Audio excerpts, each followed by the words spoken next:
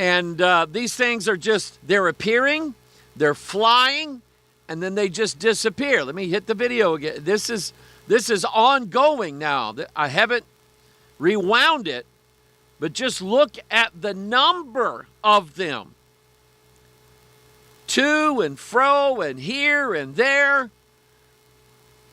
It's just startling. In this video, we're going to hear from Pastor Michael Hoggard and see what his opinion is about these drones and orbs people have been seeing lately. Before we hear from Pastor Mike, I want to show you some reasons why you should listen to him. And I will be using Gematria for that. And here are two Gematria ciphers. One on the left based off the triangular numbers and the one on the right based off the prime numbers.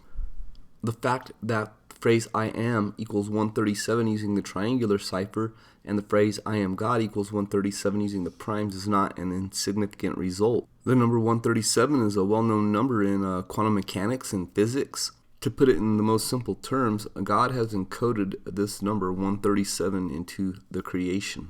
And the number, in my opinion, validates the various ciphers such as the standard cipher, the triangular cipher, the prime numbers. Keep in mind that Pastor Mike does not believe Gematria is biblical. So I always like to show the slide that gives me the biblical authority to look at numbers in the Bible, find their meaning, and then see if those numbers are displayed out in the world. And in this case, we look at the number 600, 6. Notice Revelation at 13:18.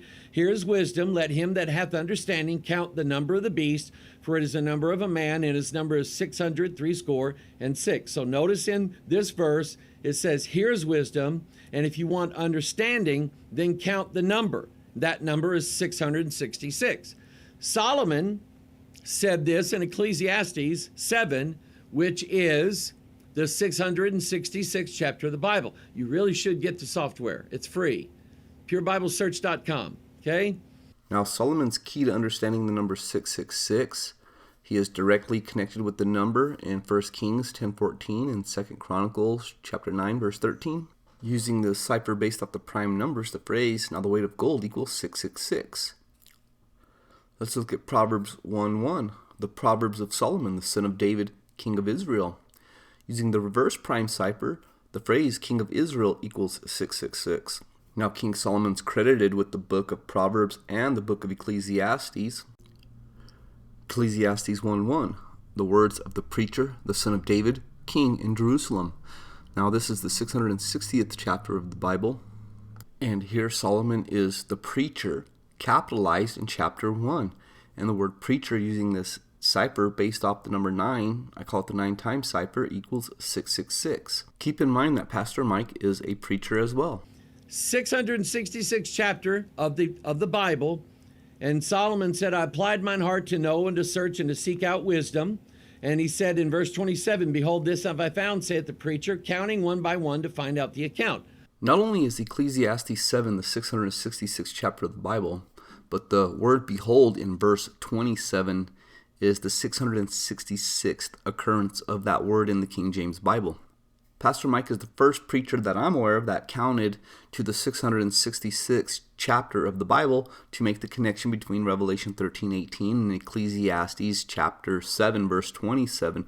Therefore, I believe that he is this lowercase preacher that is mentioned in chapter 7. And it just so happens that the name Michael Hoggard equals 666 using this cipher, what they call the Sumerian cipher. I'm not sure why they call it that, but it's basically a times 6 cipher. Now, the name Michael Hoggard is interesting. Michael means who is like God, but the name Hoggard means a hog herder or one who herds hogs. And hogs are beasts. They are unclean beasts. So we have two witnesses of the Bible. That's required, that at the mouth of 2 or 3 witnesses, let every word be established. And so we have 2 witnesses. One's in the Old Testament, one's in the New Testament. They both deal with the same number, 666, and they both tell us that wisdom and understanding come from counting things. The number of ways that Michael Hoggard is connected with the number 666 is staggering. First, he's the preacher that counted one by one to the 666th chapter of the Bible and made the connection of 666 there. 2, he's a preacher, and we saw preacher equals 666 using the 9 times cipher. 3, Michael Hoggard equals 666 using the times 6 cipher. And now finally, the name Michael Hoggard equals 666 using the trigonal cipher. I believe Pastor Mike has a significant role to play in these last days, warning people about the Antichrist and the number of the beast. I suggest you go over to his channel and subscribe. I'll put links to all the videos of his that I've used to make this video in the description. In order to shorten the overall length of this video, I have sped up Pastor Mike's video, so keep that in mind. So without further ado, let's hear from the UFO Pastor Michael Hoggard.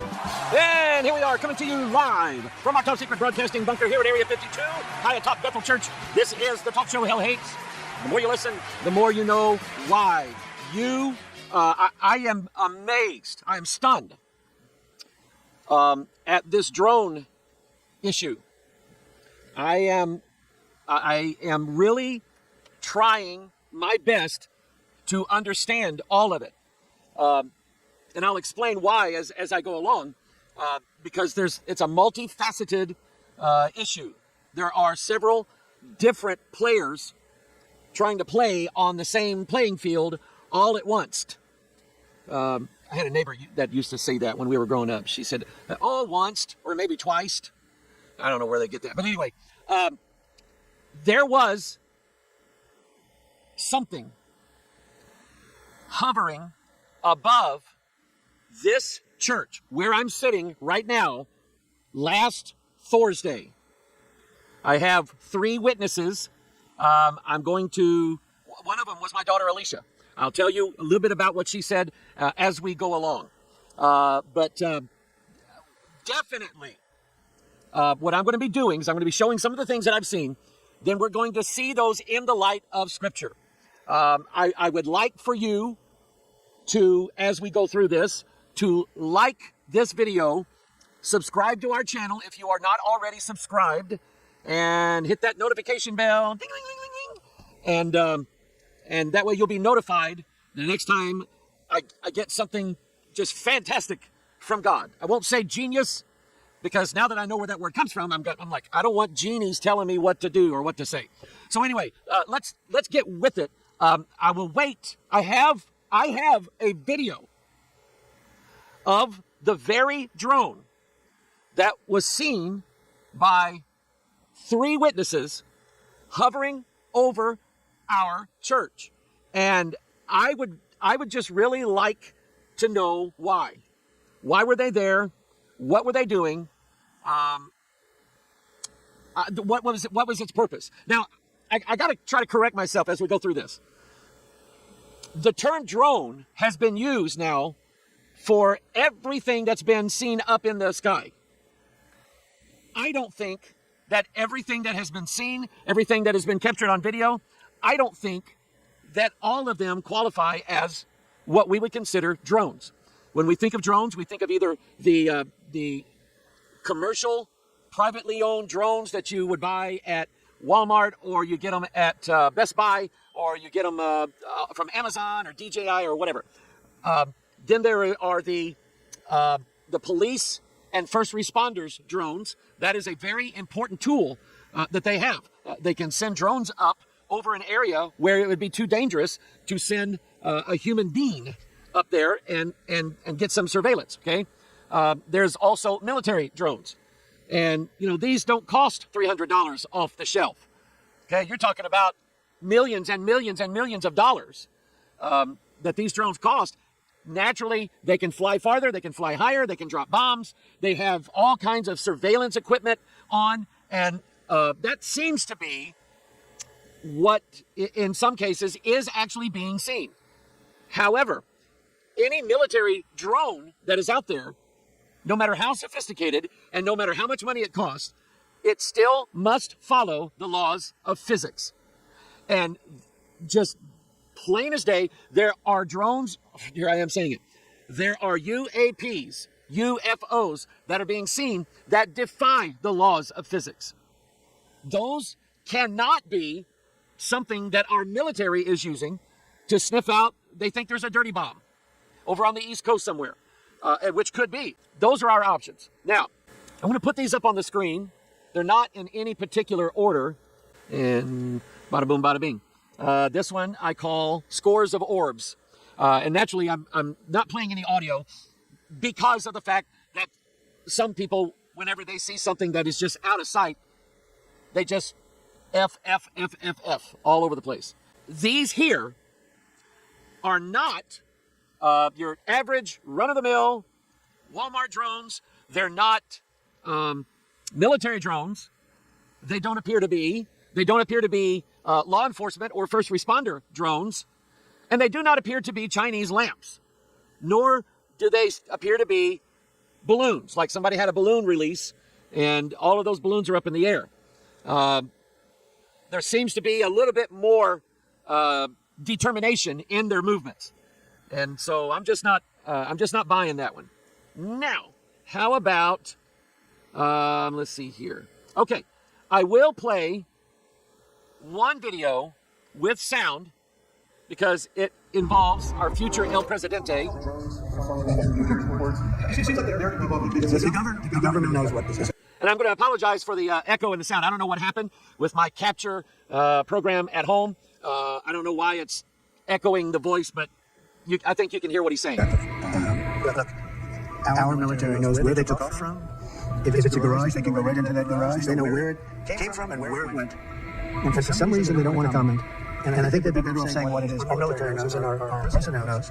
And for some reason, they want to keep people in suspense. I can't imagine it's the enemy because it was the enemy that blasted. Even if they were late, they blasted. Something strange is going on. For some reason, they don't want to tell the people, and they should. Okay, now, this may confuse some of you, as it did me. I would assume that President-to-be Trump is receiving certain intelligence briefings every single day. That's customary, that's normal, may even be the law, I don't know.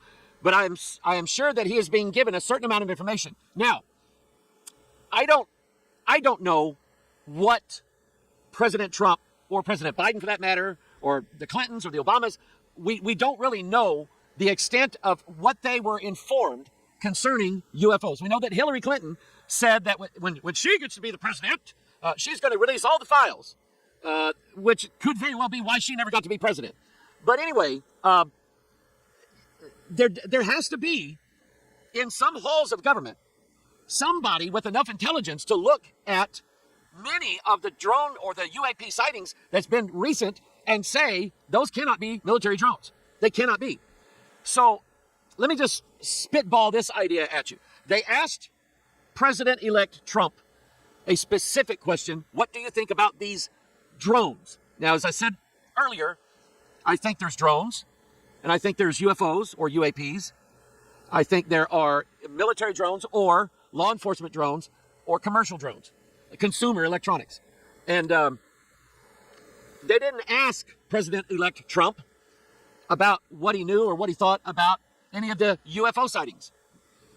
Had they asked him that, he may have answered it differently or not at all. But since they asked him specifically about drones, he may have said, okay, I know what the drones are. Our government knows what the drones are. Why don't they just tell the American people what the drones that they are flying, what they're out there for?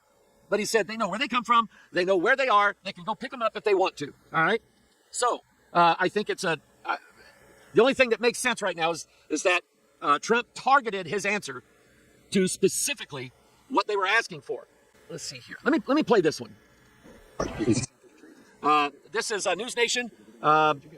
These are the talking heads there. They're saying this, they're saying that. This is what I want you to see.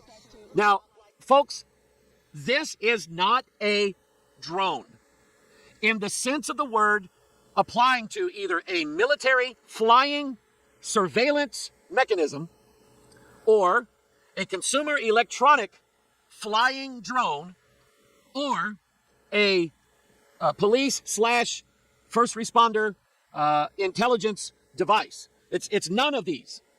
This is an unknown aerial phenomenon or unknown, how did they make it with ATIP?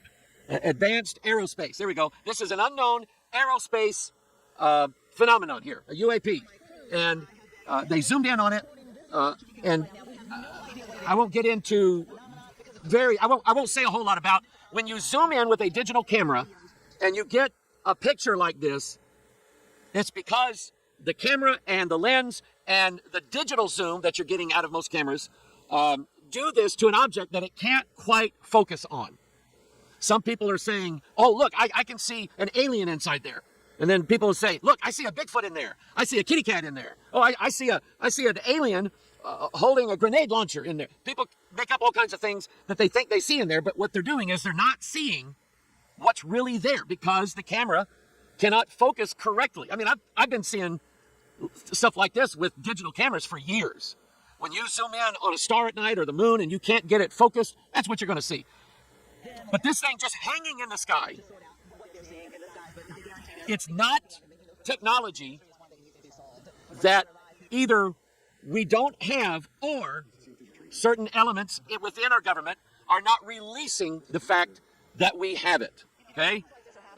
So maybe I should include that as a category as well. An alien reproduction, what is it? An ARV, alien reproduction vehicle. It is possible that that's what some of these are, alien reproduction vehicles. Now, President-elect Trump is not going to come out and say anything about them. Do you remember this? Tom Brokaw talking about the Phoenix Lights. This is one of several home videos recorded. The Phoenix Lights, what year was that? 96? Something like that? 1997. And thousands of people saw those lights over the city of Phoenix, Arizona, including the governor of Arizona. I think he called the local Air Force Air Base and said, I'm the governor, what are you doing out there? And they said, we got nothing out there. We don't know what this thing is either. But I think that it's possible that the governor of Arizona was pressured into not saying anything about what he saw. That's how, I mean, it's almost maniacal, crazy-headed. Whoever it is in the halls of our government that is trying to keep a lid on this UAP issue, it's almost like these people are insane. The way that when people start reporting this stuff, they immediately say, excuse me, do you love your family? Do you love your job? Would you like to keep it? Would you like to keep your pension, your retirement? And, you know, how would it be if maybe your wife and kids died suddenly in a freak automobile accident? They do stuff like this. This has been testified before Congress. And I just don't know who these people are. But they are guarding what apparently, and what I believe, is the most dangerous secret ever in the history of this planet. The most dangerous secret concerning mankind, concerning mankind's future, concerning ruling this world. And it's all biblical. Every aspect of it is biblical, or I wouldn't be sitting here wearing a MUFON hat. Okay? Now, here's another drone that was on the news. This guy here, I'm going to play a little bit of audio. This story, as a resident of New Jersey, as a journalist here, I thought it was going to be some sort of yahoos, and we would get a laugh out of this in several weeks. What happened yesterday completely changed my entire view on the story. Stop right here. Did you hear what he said? He said, I thought this was going to be one of those fluff pieces. It's going to go away in a few days. Everybody's going to get a laugh about it. And I guarantee you, a reporter like that is like, I hope to God on high that I never, ever, ever have to report on flying saucers ever again. This is going to kill my career. But he said, what happened the other day, that changed me. That's it right there. If there is to be any purpose in, number one, the amount of sightings, number two, the coverage of the sightings, we're no longer dealing with New Jersey. We're dealing with the entire planet. People are seeing this all over. These UAPs just sitting there in the air or exhibiting motions and movements and speeds that are just not possible with the planes, the drones that we have now that we've built. they're doing things that's just not possible. Let me continue on with what he said. Earlier in the afternoon, I was out with the Ocean City Sheriff's Department. They have a drone unit. They've investigated these things. What they've saw a bunch over the weekend. We did not see any with them last night. I was coming back home. I got a tip. Monmouth County. They're spotting them in Monmouth County. That's where I live. So I raced up here. And I tried to figure out where the picture was that somebody sent me, and sure enough, I saw one. So I trailed it to a neighborhood, dead end street, and I got out of my car, and I took my phone out with my iPhone, and I couldn't really capture it, but I was staring literally at this drone 200 feet above me, maybe. I called our photographer, Nick, and I said, get up here as soon as you possibly can, meet me at this location, etc. I tracked a few more to the location where we are right now, over a body of water behind us. And I gotta say, Brian, over the next 2 hours, we saw dozens and dozens of these things, and they look like nothing you've ever seen before. Did you get all that? In the course of 2 hours, we saw dozens of these, not just one thing.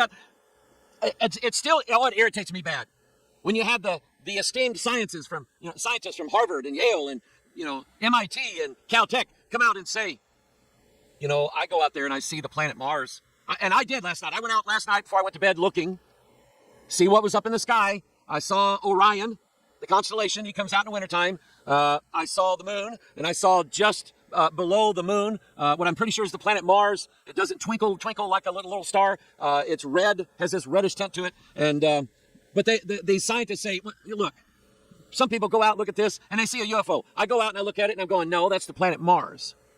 That's not a UFO.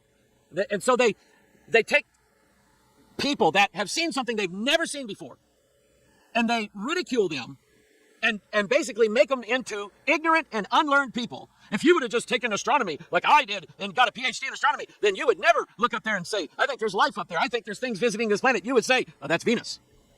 Or that's Ceti Alpha 5, and that's Ceti Alpha 6.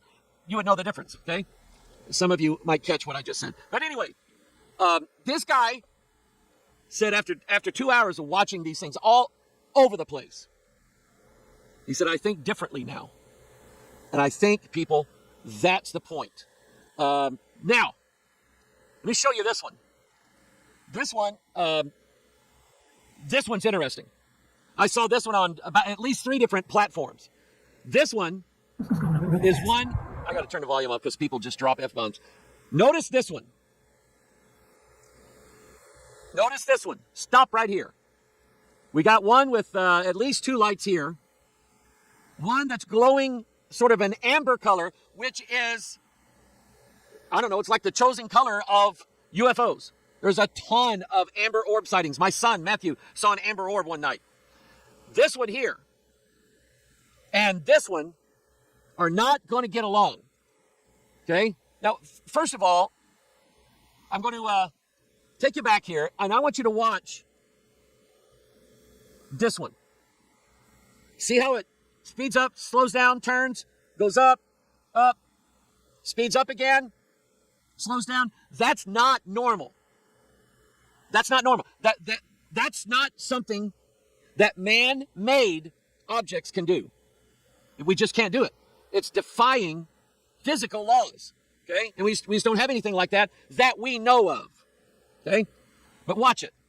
It's going to start to blink, and this person really just kind of ruined this thing by not holding it steady. But the most important thing, he did get fully on camera.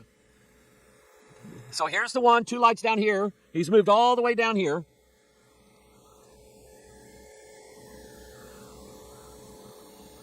All right, it's going to go off camera for a while. They're going to change costumes, I guess. I don't know.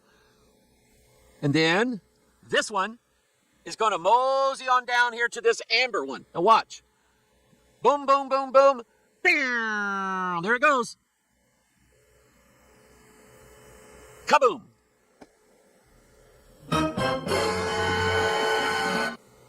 I'll play that again. Let me back it up some more. Yeah.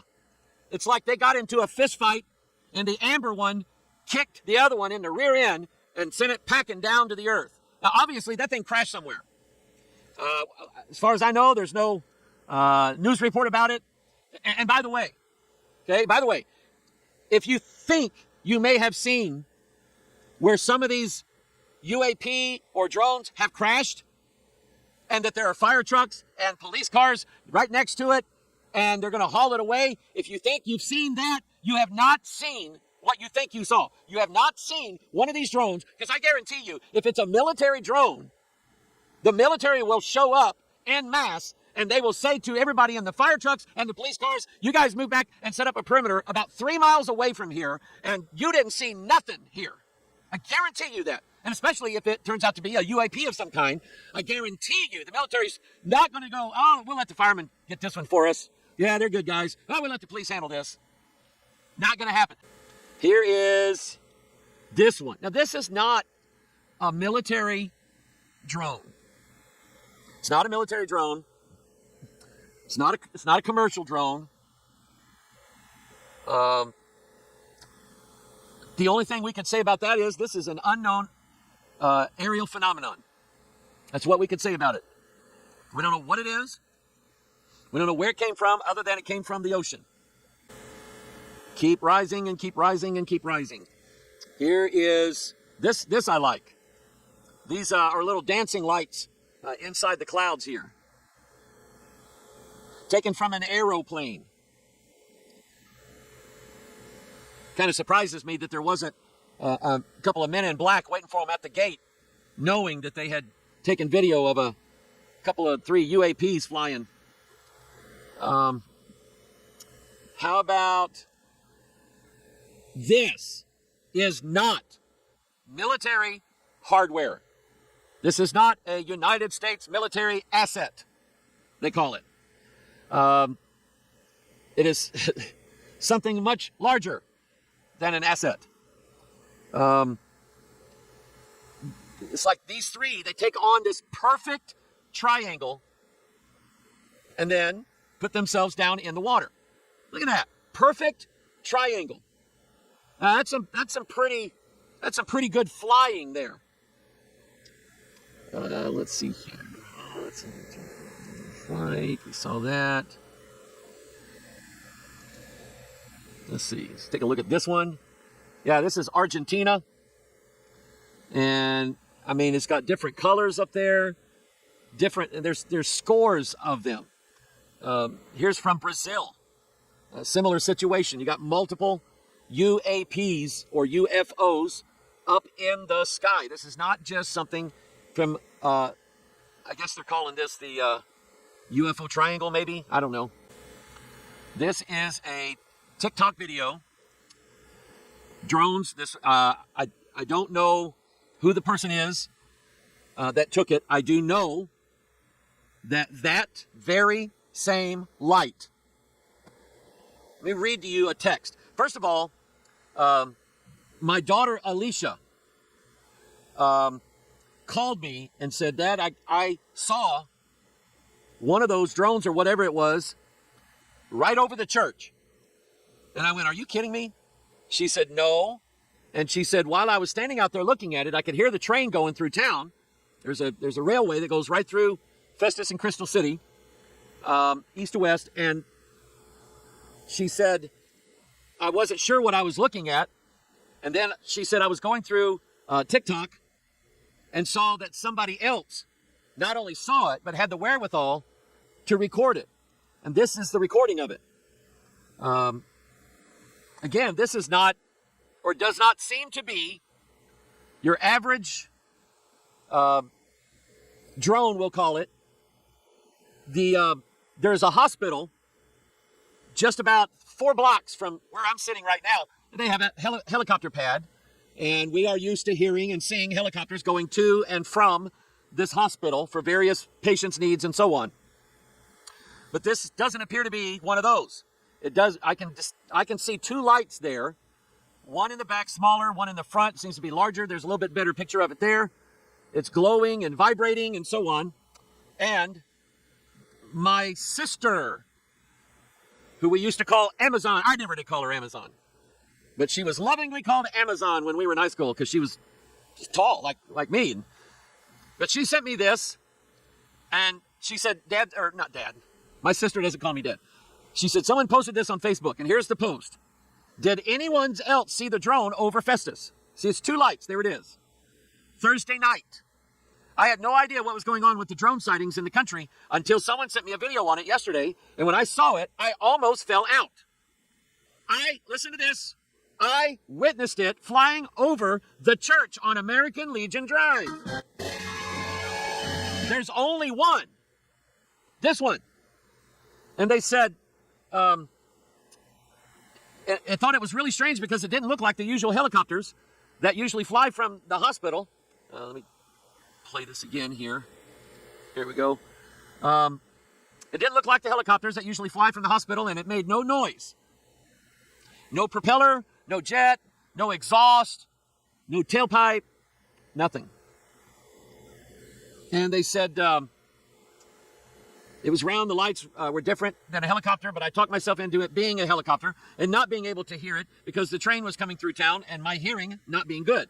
I am just floored right now at what I saw and wondered if anyone else saw it too. I know someone did because there's a semi-viral TikTok from a lady in Festus who made the video, and that's this video. If you're the person, let me know. And it says drones over Festus, Missouri, Jefferson County, 12-12-24, which actually is 24-24 because 12 plus 12 is 24. Anyway, but again, right over the church. 3 witnesses saw it. 2 of them identified it as being right over where I'm sitting here. And I want to know why. I want to know what it was. The first thing I thought of is some kind of surveillance where they would fly over the church, pick up the church's Wi-Fi signal, hack into it, and have access to all of our computers here at the church. And we have a couple dozen of them. Okay? I don't have much in the way of sensitive information, not anything that's not locked up per se. And anything that I see or say, there's nothing secret that I talk about. Even when I talk about this, I don't get together in a... You remember that chamber on Get Smart where they had to lower it down and Maxwell Smart and the chief would try to talk to each other and they'd go, huh? What'd you say? Because they couldn't hear each other. But anyway, no, we don't have one of those either. And so, I mean, I don't know. But it's interesting nonetheless. We do live in interesting times, people. Very, very interesting times. Now that I'm done showing the videos, let's get down to business and show the Word of God. Okay? Now remember, last week, I showed you this. A drone, or some form of UAP, UFO, wouldn't really classify as a flying saucer. It's not really saucer-shaped. Landing on the tarmac at Manchester Airport, Manchester, England. Not only did it land there, but it rose up and hovered over the airport for an unknown amount of time. And just, I've seen it. I don't know about anybody else, but just at the very tail end of that video, the drone disappears just like that. And I refer to it as like unpopping popcorn. You know, popcorn pops, it splays out like that. Well, when you unpop it, which you really can't, it all falls back in on itself and then it disappears. And so when I saw this, I thought to myself that it's possible that the entities behind all of these UFO sightings, UAP sightings, so on and so on, it's possible that they are going to take it up a notch and let more and more people become aware of their presence. Now, I'm going to read a couple of verses that I've read a jillion times. Not a jillion times. That's to Sister Jillian down in Texas. But a jillion times. Where it says, finally, my brethren, Ephesians 6. Be strong in the Lord and in the power of his might. Put on the whole armor of God, that you may be able to stand against the wiles of the devil. For we wrestle not against flesh and blood, but against principalities, powers, rulers of the darkness of this world, spiritual wickedness in high places. And then, wherefore take unto you the whole armor of God, that you may be able to withstand in the evil day, and having done all, to stand. And my question to all of those who would listen to me, and my question to all my preacher friends, whom I love dearly. I don't have any real fellowship in this area. There are not really any preachers that call me, want to go out and eat lunch together. Nothing. So the pastors that I do know, I regard my friendship with them as some of the best thing that I've had. And maybe some of them don't really see this issue the way I see it. So I don't want to break fellowship with anybody over it. But I do believe that this is as serious as anything else can be. They're talking about a nuclear dirty bomb with the possibility of it being exploded over a major city like New York. People, that would have absolutely devastating results on the entire world. Stock markets will crash all over the world. Okay? It'll just be a mess because you're just blowing radiation particles all over the place, making, number one, everybody who is in that area is more than likely going to die a very slow, painful death. And number two, it's going to be spread out over a wide area, more so than just a nuclear blast. But I'm saying to you that this subject is far more important than even a nuclear missile or a nuclear bomb, the possibility of it exploding. Because of what's behind this, what this brings to this world. This is your new world order, people. This is it. We always thought that there was going to be some guy who had such a way of speaking that he'd just get everybody to do what he says. But what if it's not just some guy? What if it really is somebody that we can't wrestle with in flesh and blood? You ever think about that? So what's behind these is a spiritual trap that aims to draw people away from their faith, their trust, their belief in the Word of God. You don't think it's possible? Look around you. Look around you. Try to find some King James church somewhere. Try to find them. Try to find one that'll actually stick with it. Okay? But anyway, that's the core of it. This is what we're wrestling against. This is all spiritual being put right in front of our eyes. Now, so I used this the other day, and just pretend now. See this guy right here? Okay, let me get a pen. I'll draw him out here for you. Okay, see this guy right here? He doesn't want to be down here. He wants to be up here. Okay, where X marks the spot. He wants to be up there, but he can't just jump up there. He's got to go step by step. These first 3 steps are called the Blue Lodge. Once you're initiated into the Blue Lodge, you've pretty much proved yourself that you've got potential. But they're not after the Blue Lodge, after you pass the 3rd degree. And that's where we get that phrase. What are you giving me the 3rd degree for? Because it's an examination. They want to know if you really are going to stick to the principles of Freemasonry. If you're going to climb this pyramid 1 step at a time. Or are you going to try to leap ahead like you know more than everybody else? And the Masons look at you and say, oh, I don't think so. Brother John or Brother Frank or Brother George. Yeah, they call each other brother in there. So this he's on step 3. He's gone through the Blue Lodge. Now he's got to go to the 4th step. And he's going to receive some instruction there. He's going to be a little bit enlightened there on that 4th step. But then he wants more. He wants to go higher. So he's going to take another step. And with that other step, he's got something to learn. And he also has some part of a secret given to him. Because he's earned it. You get what I'm saying? He thinks that achieving the 33rd degree, getting that lambskin Masonic apron, is going to give him a free pass right into glory. Because God's going to see his lambskin apron and say, come, thou good and faithful servant. What really God's going to say is, oh, look, we've got us another wolf in sheep's clothing. That's what we got. And he would be right, too. So, before this, people really weren't paying a whole lot of attention to the congressional meetings. I don't think any of this is an accident, people. We've had brand new congressional hearings on the subject of UAPs.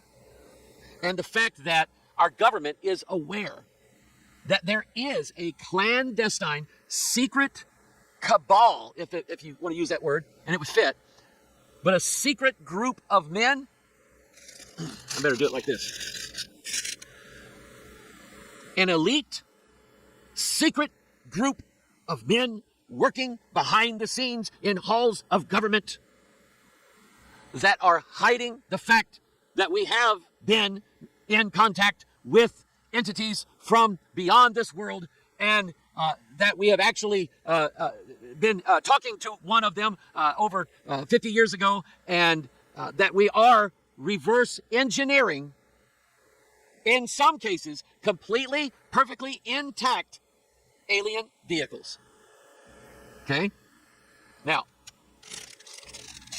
what I just told you is not only a verifiable truth, it's biblical truth. Biblical truth. And that's the only truth that counts. I mean, all this other stuff that we're seeing, we're looking at it, and those of us who believe the Bible say, this is that which was spoken by David, the prophet, or Moses, or Paul, the Apostle Paul. This is that which was spoken by these men. And the Bible is the book that contains and reveals all secrets, every one of them. And I'm happy and content spending my lifetime searching out what all of those mysteries are. But this picture itself basically is a mystery. They don't tell you that it's written down here somewhere that you must climb this if you want to achieve godhood in heaven, and you don't even have to go to church. We don't say the word Jesus, so if that bothers you, then you don't have to worry about that either. We got no Bible we're going to make you read. All we want you to do is follow along, do what we tell you to do, and deal with it. But actually, you're looking at the secret of Nebuchadnezzar's dream. You're looking at it. You say, well, I don't see it there. See these two pillars? One of them is J, and the other one is B. Jim Beam. No. Although it could be. Because some Masons are alcoholics, and they don't care. Jachin and Boaz. And notice that if I were to zoom in on this, Boaz, this little globe up here, is the globe with the 12 constellations and the different stars up in the sky. So that represents the heavens. This one here is a globe of the earth. It represents the globe of the earth. They are joined together by this royal arch. And the arch itself is held together by the keystone. Okay? I won't have time to get into all this. The main point I'm trying to make with this is that let's say that mankind was on this level here. Okay? And we needed a catalyst to get us to want to move up one step. And so this happens. And it catches people's attention, but not as big as they wanted. So then they start, I got to move ahead here. They start putting all these lights in the sky. This is Lubbock, Texas, 1951. You talk about a UFO wave. This happened in the 1950s, so much so that Life magazine sent a writer and a photographer out there to take pictures. And they got pictures of the lights. That's the actual Lubbock lights from 1951. Let's see here. The Phoenix lights, which I mentioned to you earlier. March 13th, 1997. Tens of thousands of people. And not only that, it made the news all over the world that these mysterious lights just showed up over the city of Phoenix. Phoenix on the 33rd parallel. Dun, dun, dun. Where is that button? So every time now some big UFO thing happens, mankind goes up a step. It's sort of like, you know, I like to watch movies from like the 40s and 50s, what they call film noir, especially like detective movies, things like that. And you see the way that people lived back then. You don't have women driving around in cars in their bikinis back in the 40s, but you do now. Okay? There's just a lot of things, the way people lived and what was commonly acceptable to appear like back in those days, that we are so far removed from there. We would never even, if they passed a law in Missouri that said that all men had to wear suits and hats if they ever went outside their house, and all ladies must wear a proper dress and must have a real nice hat on her head and wear gloves and go to baseball games like that, have picnics like that and all that stuff, there would be a revolt over that. We wouldn't do it. But we've been brought to the place now where not only people can ride around in their cars or their motorcycles with not much on, but they can march in, you know, gay pride parades. Literally, I won't even say it's bad. And they're allowed to do it. Whereas 50, 60 years ago, they would be arrested for being like some of them are in a gay pride parade. But you see, we didn't get there overnight. We got there in steps. One little step at a time. To where eventually there will be open public nudity. And we're already close to that now. So this is the devil. Remember, he's subtle. He is subtle. Just taking one step may not sound like a whole lot, but it is. Because you're one step higher than you used to be, and you're one step closer to being like the Most High up here. I'd like to take a moment to explain the lambskin apron. Notice that the apron here in this image of George Washington, it's covering his private parts.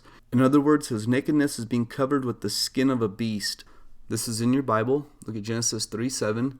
And the eyes of them were both opened, and they knew that they were naked, and they sewed fig leaves together and made themselves aprons. And the word naked occurs 47 times in the King James Bible, and the word beast equals 47, just using the simple ordinal cipher shown here. I should mention that the word opened occurs 137 times in the King James Bible, but look at Genesis 3:21. Unto Adam also and to his wife did the Lord God make coats of skins and clothed them. Now the word unto with the triangular cipher equals 666, and obviously God would have had to slay these beasts to get their skins to cover the nakedness of Adam and Eve. This is one of many reasons why I believe the number 47 is the number of the beast. And that's what all of this is about. It's about getting man to accept the chariots as harbingers of good things. Okay? If you get man to accept that, things will be all right. So, now, I pulled this out from a thing I'm working on now. This is the tarot card called the Chariot. And I did some research into this. The canopy up here is the stars of heaven. So, that's part of what it represents.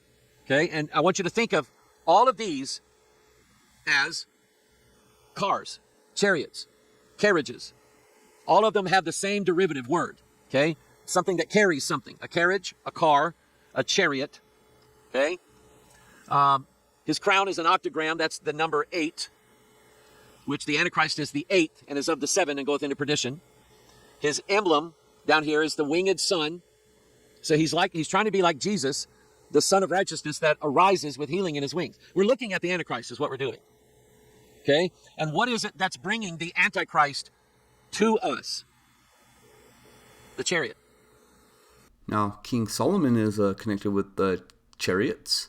Look at 2 Chronicles 1:14. And Solomon gathered chariots and horsemen, and he had 1,400 chariots and 12,000 horsemen, which he placed in the chariot cities and with the king at Jerusalem. And the word chariot and the phrase the king equals 666 using the 9-time cipher, like the word preacher. The point Pastor Mike is really making is that these orbs are chariots, which are angels. Okay, so that's really where he's going. So consider that when we look at Psalms 18 verse 10. And he rode upon a cherub and did fly, yea, he did fly upon the wings of the wind. Now that word wings equals 666 using the standard cipher shown here. Notice the wings on the tarot card he's showing. You should expect that the political beast and the Antichrist will be connected with wings of some sort, like the wings of an eagle or a phoenix. That's what's doing it. The chariot is drawn by opposing hybrids. You have a white lion over here. You have a black lion right here. Okay? And this lion has a white headdress on with black stripes. This one has a black headdress on with white stripes. How can you tell the difference? No, it's the same as zebras, right? One zebra is white with black stripes. The zebra standing next to him is black with white stripes. But anyway, they're hybrids too. This is the face and the head of a man, the body of a beast. Okay? And the number here, even though this is card number 7, remember, he is the 8th and is of the 7. Okay? So we have Ben-Hadad, the king of Syria, gathered all of his hosts together, and there were 32 kings with him, and horses and what? Chariots. What do those chariots represent? That's what they, so we have 33 here together. Ben-Hadad with 32 other kings. It's 33. And then down here, king of Syria commanded his 32 captains that had rule over his what? Chariots. Saying, fight neither with small nor great, save only with the king of Israel. Fight the king of Israel. Who's the king of Israel? Messiah ben David. Jesus, the son of David. Amen. And then, 1 Chronicles, look at this. So they hired 32,000 chariots. And the king of Maacah and his people. 32, and then you add 1. 33. And the children of Ammon gathered themselves together from their cities and came to battle. Now, oh my goodness, I don't think I'm going to get to where I want to get to today with this. But you remember where we saw that video? Let's see if I can find it. Where the one orb got shot down. Was it this one? Yeah. Remember this one? Okay. So let's say that these two orbs here are alien. Let's just say it like that. Let's say that these two orbs are alien. They're not from this world. They were not born here. They were not created here. They live up in the heavens. And these two orbs are alien. Okay? The question to ask is, why are they not getting along? Why is it that when one that defies the laws of physics by its speed and its motions joins or tries to approach the other one, he gets beat up and kicked down? How art thou fallen from heaven, O Lucifer? In Isaiah chapter 14, Lucifer speaks 47 words, and the name Lucifer equals 666 using the 9 times cipher. Why is that? We always want to think that all the players that are on the bad side, they're all in it together. Every one of them. And they all follow the rules. They all follow the plan, the Illuminati plan, and they always work together in perfect harmony. But that's not true. That's totally not true. The fact is, Jesus addressed that very issue. And because they accused him of casting out devils by Beelzebub, the king of devils. And Jesus said, no, guys, wait a minute. Let's just think about this for a minute here. Let me just kind of locate the flaw in your reasoning. So let's say that, that I am working with Satan. Okay? We're working together. We're going to bring in the New World Order. Okay? But then, Satan, makes me mad, and he has me set up to be killed and all this stuff. And I'm going to go and I'm going to shoot laser beams out of my mouth at him. The sword of the word of God coming out of his mouth. I'm going to shoot that light beams out like a lightsaber, and I'm going to blow him up. Okay? Even though the two teams are evil, doesn't mean that they're all going to work together to destroy what's good. It ain't going. It doesn't happen that way. Jesus said, if I be on Beelzebub's team, how can our kingdom stand? How can it do that? And when you think about that, you take that principle and you go back to Daniel chapter 2, where you got the image standing and the 2 feet with the 10 toes. And I always assumed that all of those toes are working together. They're on the same team. You know, they're all liking one another and so on and so on. But that kingdom is divided. It's part of iron and part of clay. And because of that, a stone is going to come out. And no man has cut that stone with his hands. It just came out of the hillside, and it goes right down to the toes of the image and goes smash. And the image falls down to the ground and turns into little dust pieces, and it's blown away like chaff at the wind. And that's it. A kingdom divided against itself cannot what? Stand. And that's how it's going to happen. Okay? So even though they're in a league today, they may very well turn on each other tomorrow. Amen? That too is biblical. In the day of Jehoshaphat, when the 3 armies, the Edomites, the Moabites, and the Ammonites were all going to come down and kill the king there, King Jehoshaphat in Jerusalem, and kill all the soldiers, and they're going to take over the city, and they're going to take their women and turn their boys into slaves or whatever, and they're going to steal all their food and all their gold and everything like that. They're going to take it all. But what they didn't know was God's going to send them confusion, and when they get down ready to fight, they just assumed that Israel was going to show up and play by the rules and fight with them. So they see one army comes down, and it sees the other army, and it goes, that must be the Israelites. And so they start fighting each other. And then, the Moabites come down, and they go, let's see here. We're going to side. We think the Edomites here are the Israelites, so we're going to join forces with this group over here, and we're going to fight one another. And they fight and fight and fight until the last 2 guys are thrusting swords into each one's heart and falling at the same time. I'd love to see that in a movie. Okay? But they all worked against each other. And that's exactly how this is going to happen. Because it's divided against. So those 2 drones that you just saw, let's say that both of them were alien vehicles. Well, what is one doing destroying the other? We're going to talk about that on Thursday. I'm going to make you wait. Okay? But it's pretty cool. Now, the meaning of the Chariot tarot card. It connects the chariot to spiritual ascension. Remember what the pyramid was for? You ascending up to the El Capo, the top. Okay? And that's what the chariot represents. Well, I didn't tell you that his belt and his loincloth here has the 12 constellations on it. 12 always is a reference to, and I've kind of changed my mind over the years on the number 12. I said that 12 was God's promise. Yeah, it is. But I do think it has more to do with God's promise given to us to be part of the celestial kingdom, to be as the stars of heaven for number, like God told Israel like a dozen times or more. He told them that they will be like the stars of heaven. And so in the 12 constellations, each constellation having its own month. And they're going to connect to the chariot, and this is spiritual ascension, portraying it, watch this, as a vehicle for transcending earthly limitations. Did you see that?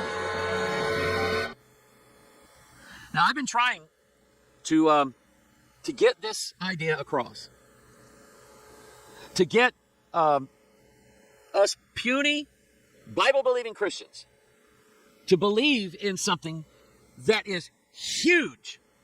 It is going to be, like I said, the most, outside of, if we exclude all of the miracles of the Bible and Christ's resurrection and all of these wonderful things that we believe in as Christians, if we take those and just kind of put a little barrier there and we look at only what the world has done in the last 6,000 years, what's going to happen to this world, the likes of which have never, not only have they never been seen, they weren't even thought of.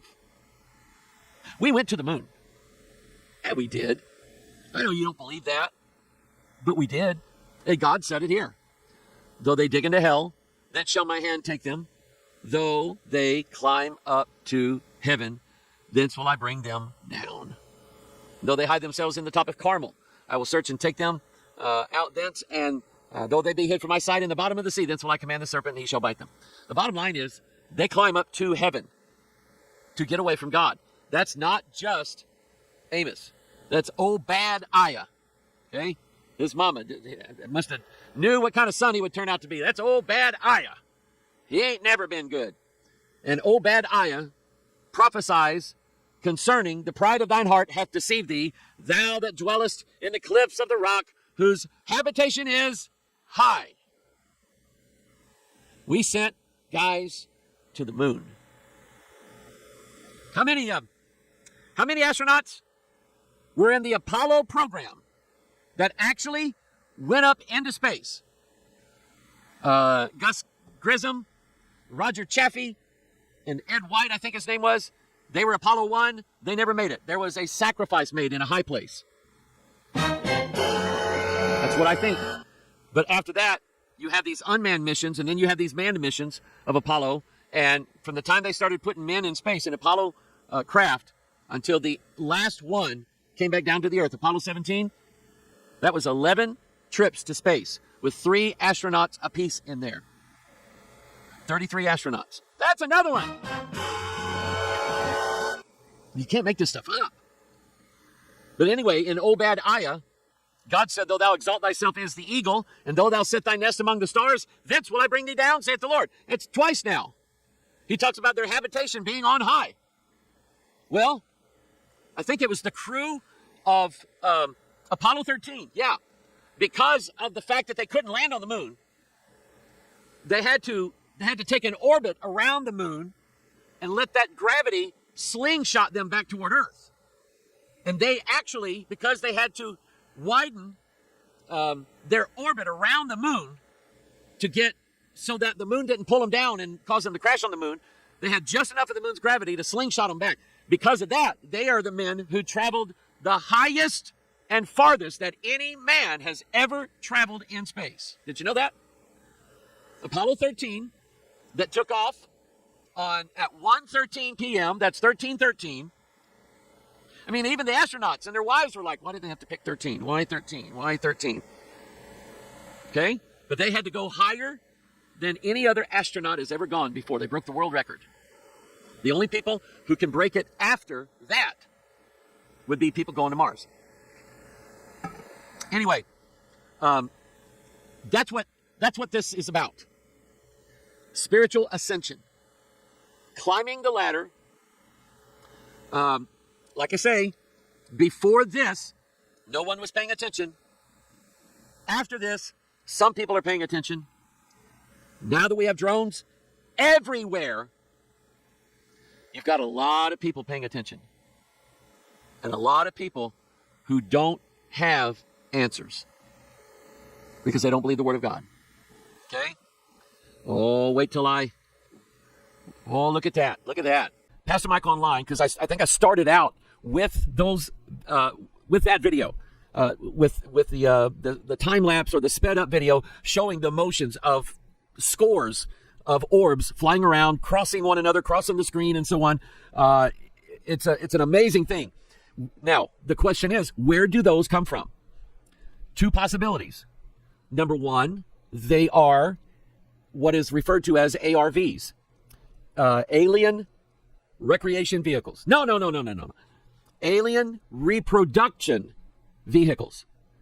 In other words, going all the way back to the days of Bob Lazar, moving ahead now to the testimony of David Grush in front of Congress, live on television, broadcast around the world, broadcast on the internet. The man stood with his hand raised. He swore that he would tell the truth to Congress under penalty of perjury. And he said, without a doubt, there are recovered vehicles, some crashed, some not. These vehicles have been part of a back engineering program for the last, 40, 50 years, something like that. And I believe that it is absolutely possible. Let me go back to Scripture. Let me see if I can do this right now. There we go.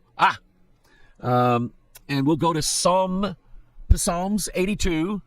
We'll find the answer that I searched for years. I wanted to know whether or not it was true that If these UFOs are spirit beings and spirit vehicles, how could they crash? How could the occupants die? That didn't make sense to me. Now it does, in the light of this. I have said ye are gods, and all of you are children of the Most High. That also answers the question of, are the sons of God angels? Boom. There they are right there. The gods are children of God. Makes sense, doesn't it? So, and that's both good and bad. Okay? Gods, all throughout the scriptures are, they are either good gods or there are bad gods. Now, before you're going, oh, Hoggard's falling off, he believes in the gods. And listen, the angelic realm are referred to as gods with a little g. Because you and I, if you are born again, if I'm born again, then we are sons of God, right? Which means that, and the scriptures plainly telling us that we are going to be as the angels in heaven are. And they are immortal. They are apparently infallible. They have some of the attributes of God, although limited in power.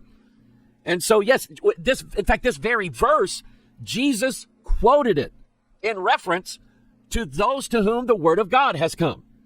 He said, I've said ye are gods. I've said ye are gods, and all of you children of the Most High. So that puts them in the angelic realm, the spirit realm. But ye shall die like men and fall like one of the princes. But there you go. There's the answer to that question, that at some point, these evil angels, that's a phrase out of the Bible, look it up, these gods with a little g are doing something down here in the earth that they're not supposed to be doing, and God allows them, boom, to fall. Then he allows them to die. So 1947, was there a UFO that crashed near Roswell, New Mexico? I absolutely believe it, 100%, that it happened. Then, and 4 out of 5 of the occupants died at the scene because God said, you shall die like men. In Ezekiel 28, God said the almost identical thing here concerning the prince of Tyrus, which we know is Satan, because it says, thou hast been in Eden, the garden of God. Every precious stone was thy covering. And then it says, the workmanship of thy tabrets and of thy pipes, musical instruments, was prepared in thee. And then it says in verse 17, thine heart was lifted up because of thy beauty. Thou hast corrupted thy wisdom by reason of thy brightness. I will cast thee to the ground. I will lay thee before kings that they may behold thee. Keep in mind in Ezekiel 28, that the word beauty equals 666 using the 9 times cipher. And the word traffic as spelled in the King James Bible equals 666. I want to address this. Stephen Greer. And there's a big fight going on between Stephen Greer and all of the people that have been testifying before Congress. Guys like Luis Elizondo and David Grush and some of these others that are in the military. And like Lou Elizondo, he ran ATIP, the Advanced Aerospace Threat Identification Program. It was his job to determine what these sailors, these soldiers, these airmen were seeing, and then write up a report on whether or not what they encountered posed a potential threat to the defense of the United States of America. So Lou Elizondo and others that are in the military are saying, we believe that there is at least a faction of these beings that mean harm not only to this country, but to our world. And they said, we need to start taking this seriously as a nation. If we're going to defend our nation the way we are trained to do, then we have to be able to do that against all enemies, foreign, alien, and domestic. But then you've got Stephen Greer, who's in love with them. Not with Lou Elizondo. He's in love with the aliens, the spirits, the devils, the familiar spirits. He's in love with them. He's calling them down. And he refers to anybody in the military who sees these as a threat. He refers to them as these military psychopaths. That's what he calls them. It's his favorite term now. Anybody who is in the military and looks at this and says, we don't know what this is, so we have to treat it seriously. Greer is like, you're crazy. You're a psychopath. You're on a power trip. Okay. You're just in this to make money, and you're part of the military industrial complex. That's what he does. And so there is I mean, he's even said of Lou Elizondo that he's a government shill. He's a psychopath. He's telling everybody that these are dangerous, that they represent harm. Stephen Greer's like, oh no, these are our friends. Greer practices a form of Jewish mysticism called Merkabah. And it comes from the Hebrew word, which means chariot of all things. Okay? And so some parts of Kabbalah even pray or meditate on the Ophanim, which are the wheels that, drive. If you have a chariot, it's got to have wheels. Only these are different wheels. These are fourth dimensional ones. This idea of a wheel within a wheel. I'm not sure that I quite understand what it looks like, because he's describing something that's in another dimension. Keep that in mind. That's what Ezekiel's doing. It's in the fourth dimension. It's a higher dimension, and therefore we can't really fathom until maybe we see it one day what exactly he's talking about. Okay, but Greer, basically with his CE5, Close Encounters of the Fifth Kind, which is human-initiated contact with these beings, is that you get together, about 15 people, okay? You tie your legs up in a pretzel knot, and you close your eyes, and Greer's even got it's a weird video on YouTube where he's meditating, and he's like, and I'm like, man, that guy's, he's an ER doctor, smart guy, okay? But he is flipped over for these devils. He's in love with them. He can't wait for them to come floating down gently to the earth and raising their arms and saying, we're here to help you. We're here to make everybody here love one another. And we're going to eliminate nuclear war. And we're going to increase your crops. And we're going to show everybody how to live and how to love. And it's going to be a beautiful 1,000 years. Okay? That's what he believes about all this. He's leading the charge. In fact, I would say that if you were to point the finger at one individual who would be responsible for all of these appearances in the last 2 weeks, I'd point it at Stephen Greer and his group, because they're the ones, and he's got it on video where they're out by the ocean and they're all meditating, and all of a sudden these three amber orbs show up way out in the ocean. And just about every time he has one of these CE5 events and everybody's meditating and they're calling down whatever's flying around out there, and all of a sudden they show up. So naturally, they're waiting for this invitation. And I believe that invitation is going to come from all of humanity. They're going to ask for it. They're going to beg for it. They're going to want this to happen. Okay? Let me go back here. What did I go back here for? Well, let's look at this. Let's remind ourselves what we're dealing with. Psalm 68:17. The chariots of God. Let me get a pen here. The chariots of God are 20,000 even thousands of angels. Now, if I were to just not say this part here, I'm not saying take it out of the text, but if I were to read it like this, the chariots of God are angels. Okay?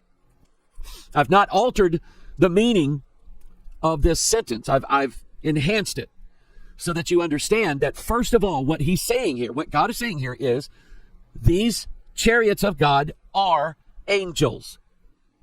Not the chariots of God are driven by angels, or the chariots of God are ridden by angels. The chariots of God are angels, is what basically the sentence is saying. Now, if we add back in the numbers, the chariots of God are 20,000s or even thousands of angels. So there are, the Bible's telling at least 20,000, and evidently way more than that. So this, David writes this, Solomon, his son, in 1 Kings, when he's building the platform that the Ark of the Covenant is on, it is sitting on a chariot. It's got four wheels. They're on axle trees. They're joined at the base. The work of the wheels was like the work of a chariot wheel. Look at that. They're axle trees, naves, felloes, and spokes. 1, 2, 3, 4. That tells you that this, what Solomon was doing, represents something in the angelic realm or in the spiritual realm. Okay? So when Solomon, in all of his wisdom, builds the platform for the Ark of the Covenant, and he ends up making a great big chariot, he's not wrong. According to Ezekiel 1 and Ezekiel 10, he's not wrong, because that's what they are. That's what they look like. That's how they operate. Eric von Daniken grew up going to Catholic school, and he had a hard time believing that God would ride a chariot. He said, if you're God, you don't need a chariot. No, he doesn't need a chariot. He don't need us either. Okay? But he uses it. It's part of his glory. It's part of his, when people see this, they're just going to go, that is so cool, or way beyond that. Now, keep this in mind, that these chariots are angels, and these angels are chariots. Got you to say it, didn't I? So now let's look at something. Actually, I want to go to 2 Kings first. So in 2 Kings, we have Elijah, who's going to go to heaven. Wouldn't that be something to wake up one morning and you know that by the end of the day, you're going to be in heaven? Okay? It's been September, October, November. It's been about 3.5 months since my father-in-law, Brother Sterling, passed away. And I got to missing him yesterday. But he knew. I've said this about just about everybody at Bethel that I've known that's passed away. They all knew. Okay, they all knew. And so did he. And I miss him. I feel bad for my wife. I feel bad for my mother-in-law. But I just think every now and then where he is. I'm like, man. Okay? So anyway, where was I going? Oh, yeah, imagine Elijah waking up one morning, and then he knows now, because God's just told him, that he's going to heaven that day. Okay? I would be like walking on air. Okay? Elijah, when it happened, verse 11 of 2 Kings chapter 2, and it came to pass, as I still went on and talked, that behold, there appeared a chariot of fire and horses of fire, and parted them both asunder, and Elijah went up by a whirlwind into heaven. Now, I think that the whirlwind is like a power source for this chariot. Okay? I have no doubt that Elijah got in this chariot. Okay? I have no doubt whatsoever. When I look here, it says, the Spirit of the Lord hath taken him up. So we believe that. Let's see here. But anyway, so keep that in mind. That Elijah, which is a picture of the rapture. Elisha represents Israel. Elijah is us Gentiles. And there's going to come a day when our ministry is over here on this earth, and God is going to part us. But as he takes us from this world into heaven, he imparts the double portion, the second Spirit outpouring to Israel. All right? So, now back to Matthew, and I want you to picture this in your mind, that these angels are the chariots of God. Okay? When that verse in Psalms said the chariots of God are 20,000, even thousands of angels, anything related to the number 2, like 2, 20, 22, 200, 2,000, 20, 20,000, so on.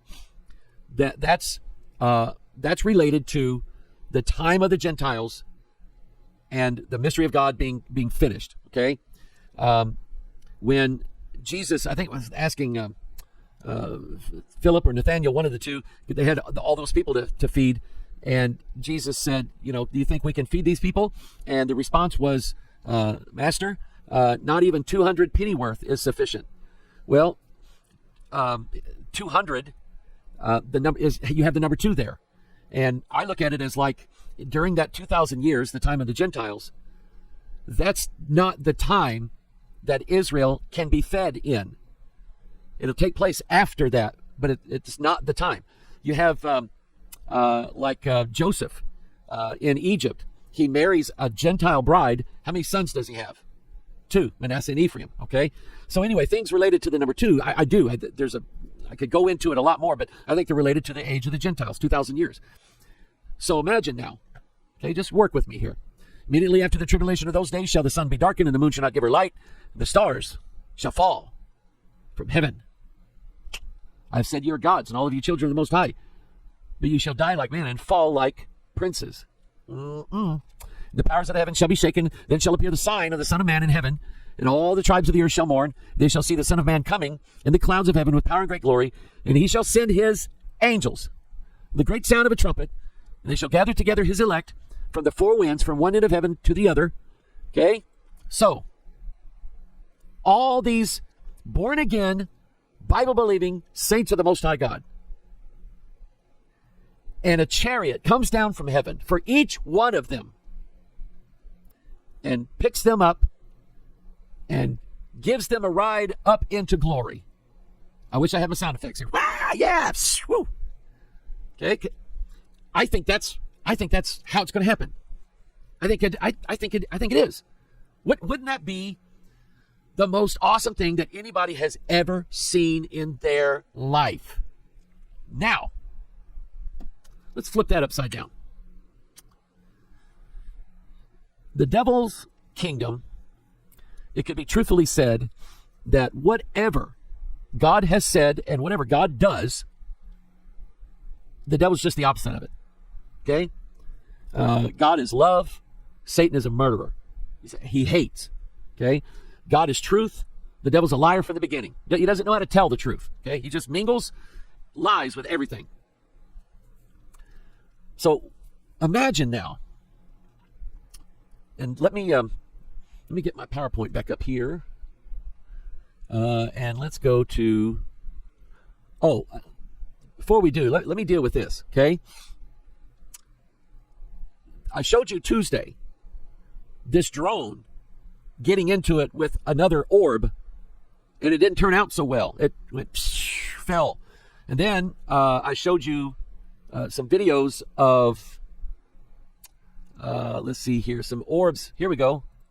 We'll put that up on the screen. This one's shooting beams. Okay? There's an awful lot of shooting going on here. And so what's that about? Okay? What would a war in heaven look like? Okay?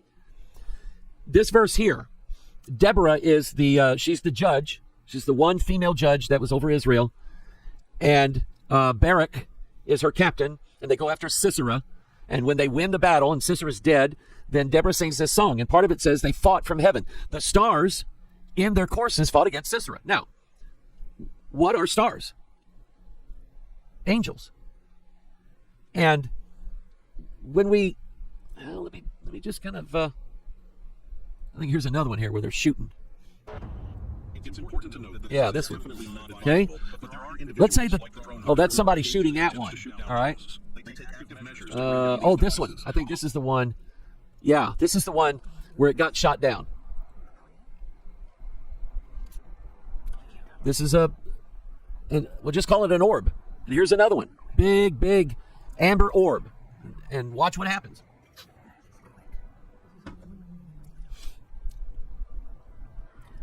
They don't like each other. They're not going to get along very well.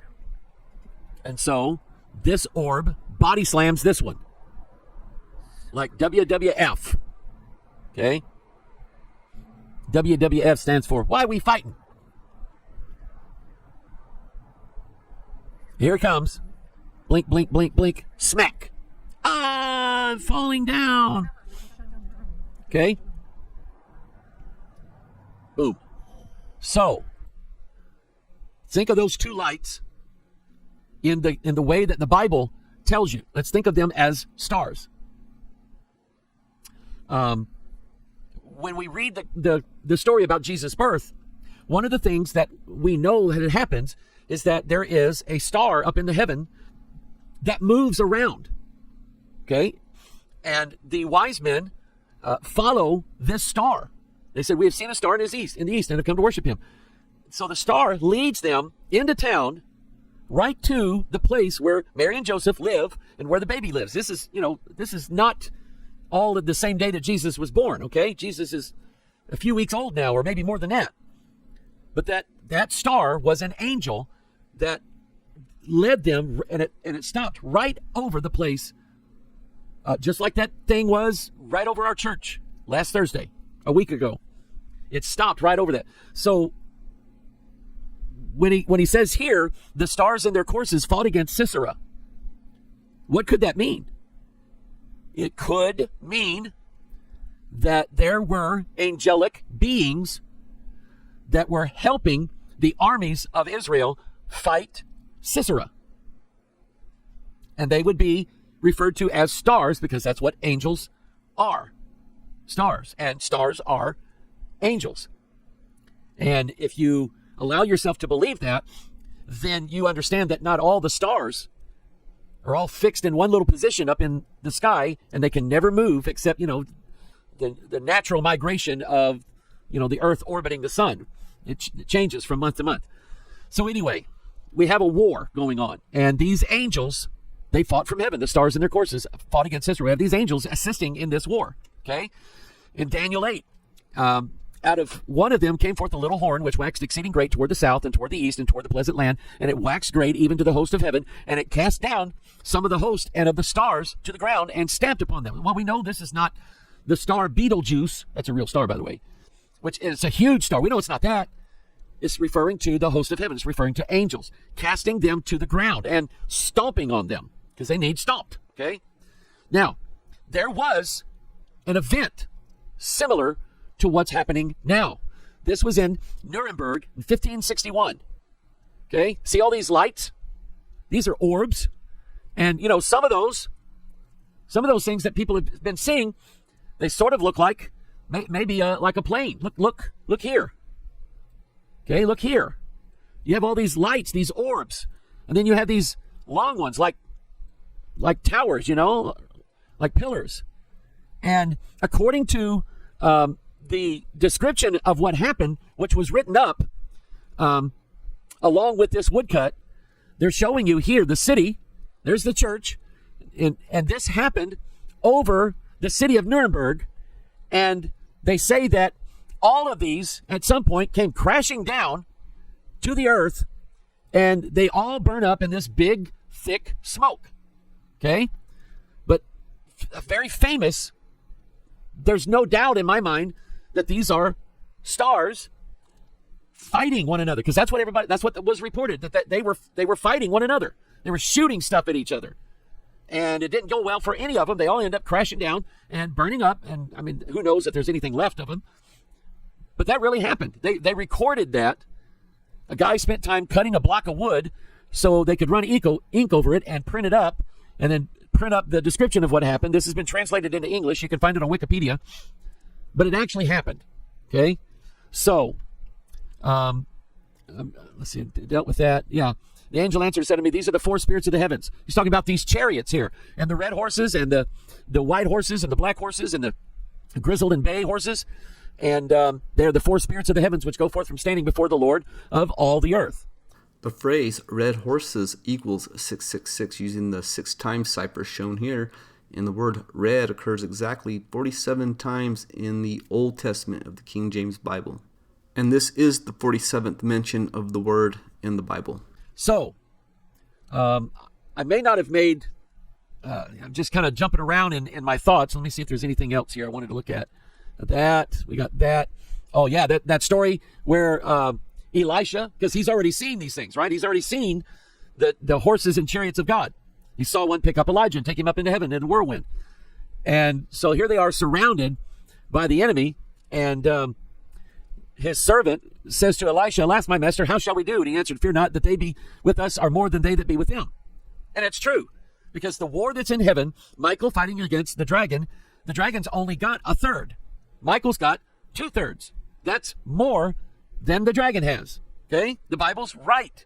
You don't have to worry or fret. Now, I'm the biggest worrier in the world, okay?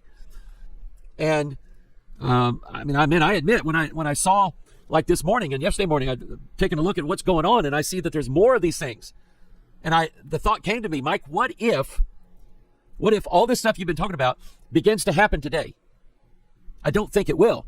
But what if it takes place this week? Okay?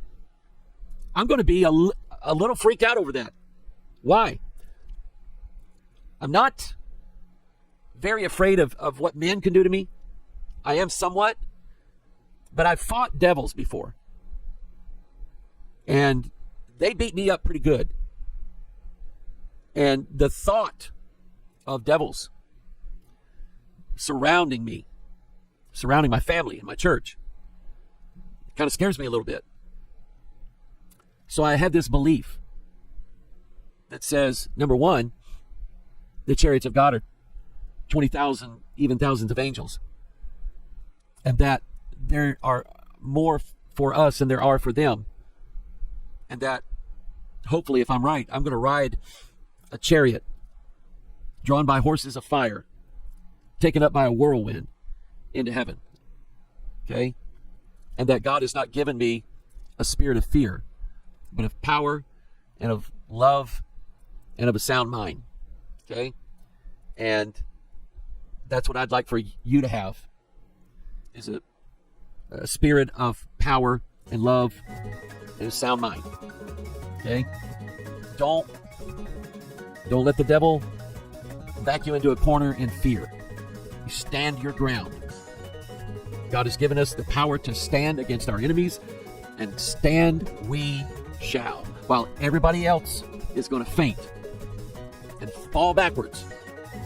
We're going to be Shadrach, Meshach, Abednego. We're going to be standing up, recognized by the devil. There's God's people right there.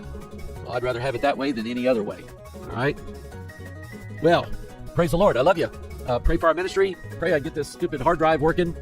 Help us pray about a feeding right after Christmas. I'd like to be able to do more than what we've done in the past.